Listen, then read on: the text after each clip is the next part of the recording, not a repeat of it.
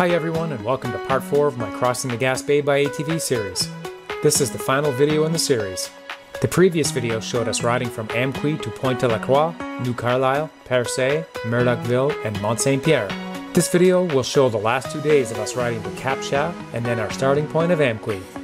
If you like this video, please consider subscribing to the channel and clicking the like button. It helps me out with YouTube. Day 7, Mont Saint Pierre to Cap Chat. We were up fairly early as usual, and the handy thing about having a restaurant attached to the hotel is you don't have to go far to get something to eat. And the restaurant food here was very, very good. I highly recommend this hotel. After breakfast, we packed up our machines and then double-checked our GPS tracks. After you leave Mont Saint Pierre, you have to drive down this dirt road for a while, and it splits off into a trail that goes up into the mountains.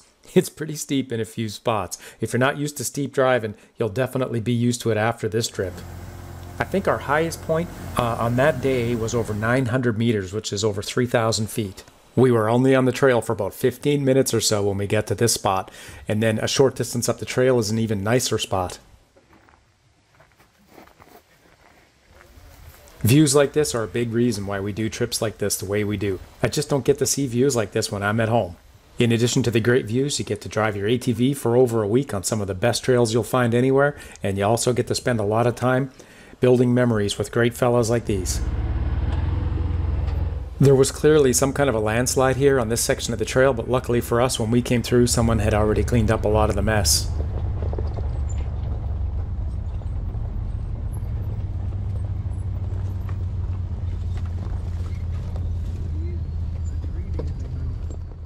One of the things you do have to watch out for, though, in Quebec is the sharp rocks. They're everywhere.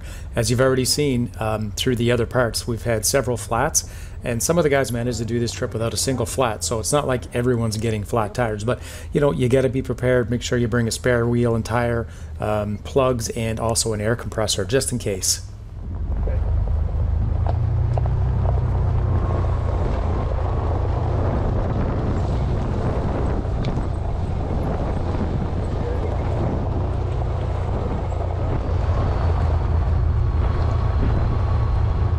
In addition to the well-maintained trails, there are fantastic views everywhere. It seems like every hill you go over or every turn you go around, you see one other beautiful view.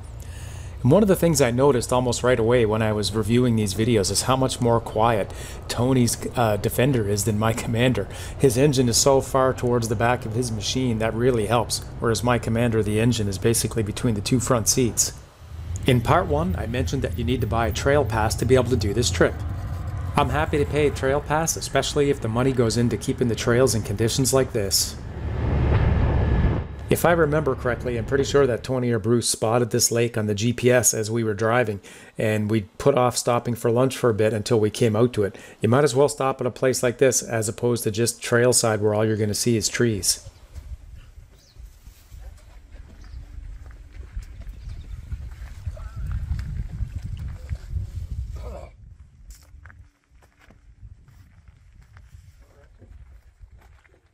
I never used them the last couple times.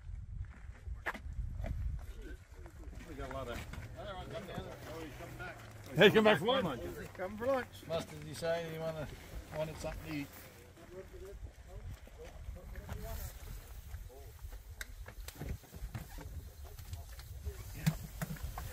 Between everyone, we have all the right gear and all the right food and all the right cooks. We never go hungry on these trips. And this day in particular, we did a lot of up and down throughout the mountains, back down to sea level and back up to the mountains again. I've just stopped here and put my machine in low gear because the hill coming up is so steep, I figured there's no point in putting unnecessary stress on the belt and burning it out early. And you can never really tell how steep hills are. This 360 camera on this particular hill helps a little bit, but still, you kind of have to see these ones in person.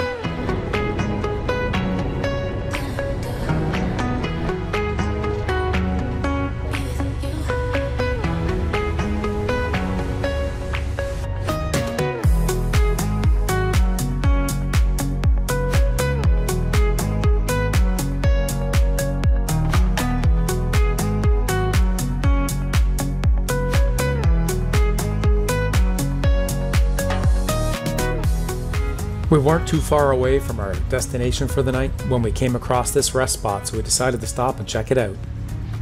Check out the river. Obviously, Salmon River, seeing a few people fishing. A beautiful spot. Be nice if it was a trail. Look at sandy beach even over here.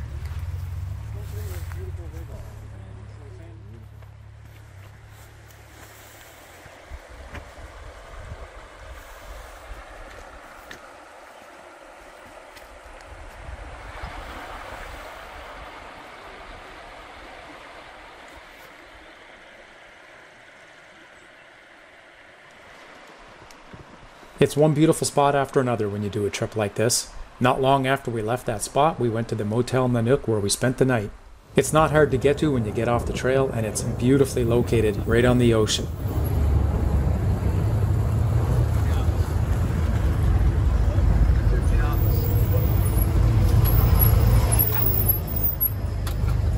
We found a restaurant up the street that delivered us a couple of large pizzas, so we stayed out in the parking lot and ate those while we watched the sun go down.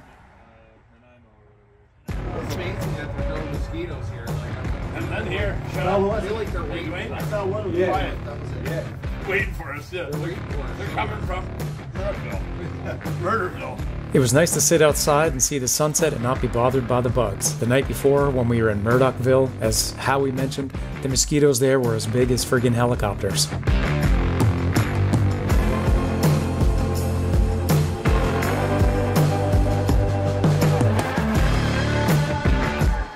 If this trip looks like something that you and your friends think you'd like to do, I'm going to have a link below in the description of my website that describes where you can start planning this trip, and it even has some GPS tracks. According to my trusty GPS, we drove almost 150 kilometers, which is about 90 miles, and it took us over 8 hours. Our maximum elevation that day was 950 meters, which is over 3,000 feet. Day 8, our 7th and final day on the trail. We traveled from Cap Chat to Amqui. The Motel Nanook provided us with a bacon and egg, sausage or ham breakfast, and it was great. They wasted no time getting us back on the trail, and it was a complimentary breakfast for ATVers. So those ATVers of you out there looking for a place to stay, make sure you put this on your possible list. Once we were about 40 kilometers in, we came across a washout caused by a beaver dam.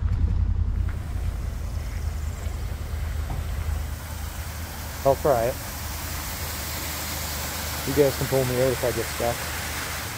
It's a little deep on the west, but I decided to give it a go, and I was about halfway across, and the ground just felt so soft to me on my left-hand side that I backed out because I thought I was going to all of a sudden sink really fast. But the guys behind me were telling me that from their view it looked really solid. So after I backed out of the way, Terrence drove across, no problem.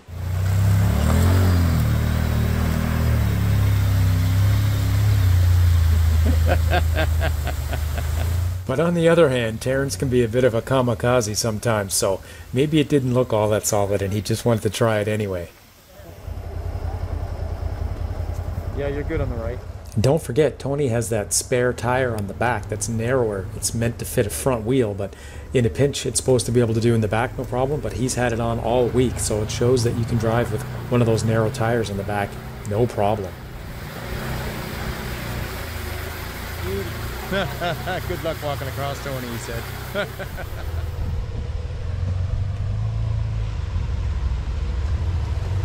We kept going across one at a time, no problems whatsoever.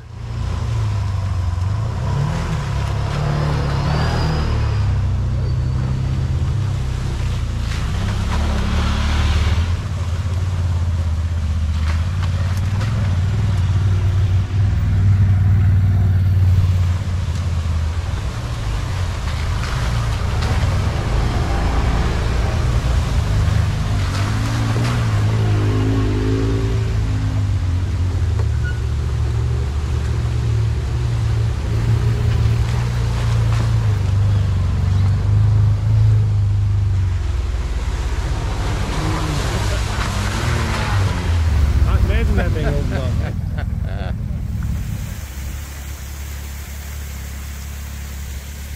Darn beavers.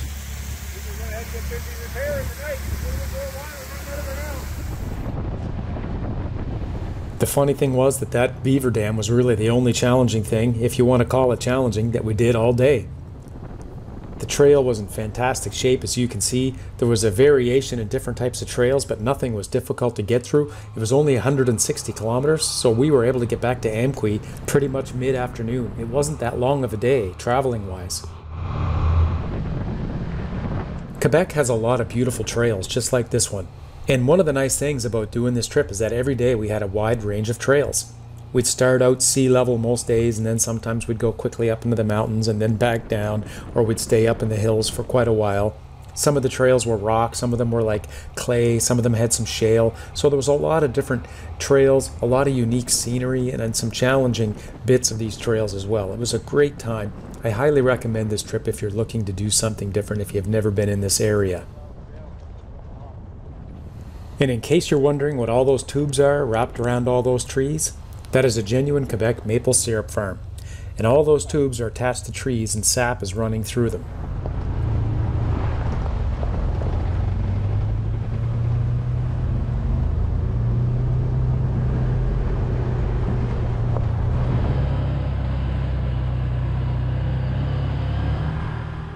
For those of you that are familiar with the Crossing Newfoundland by ATV trip, you know that you're at the end of the trip when you get to the Orange Train in Port aux Basques. Well, in Amqui, when you get to this bridge, you're almost there as well.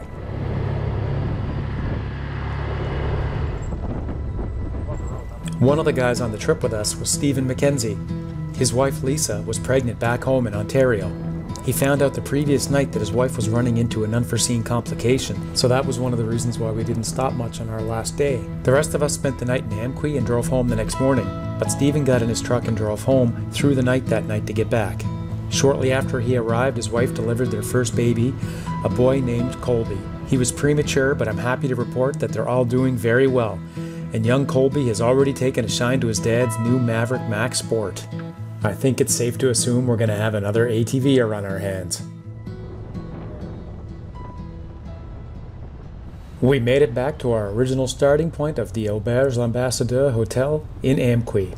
Our vehicles were safe and sound, parked out back, and it took us no time to get our machines all hooked up back on the trailers. Good? We're all there? Well, Tony? Hey. End of this story. Another good trip in the books. It was amazing. It was amazing.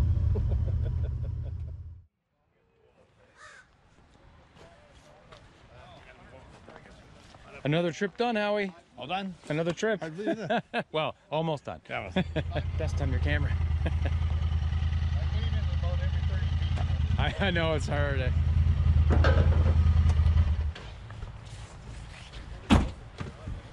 What'd you think of the Gaspe, Dale? Dusty. Dusty. Yeah. It's dusty. 1,303 kilometers. Is that what it was? 1,303? That's what I went. Yeah? I have no idea what everything. Right. That's what I'm registered. I was going a bit less than that. Well, it's not reading as fast as you guys. Oh, yeah? That was the dustiest trip I've ever put on. Oh, really? I think so. That was the second dustiest ever for me. 2015 Newfoundland was the worst. If you're interested in learning how to do a trip like this for yourself and your friends and family, I'm going to put a link in the description below to my website where I have a page that tells you some basics that you need to know and even some GPS tracks. Here's a recap of our entire trip.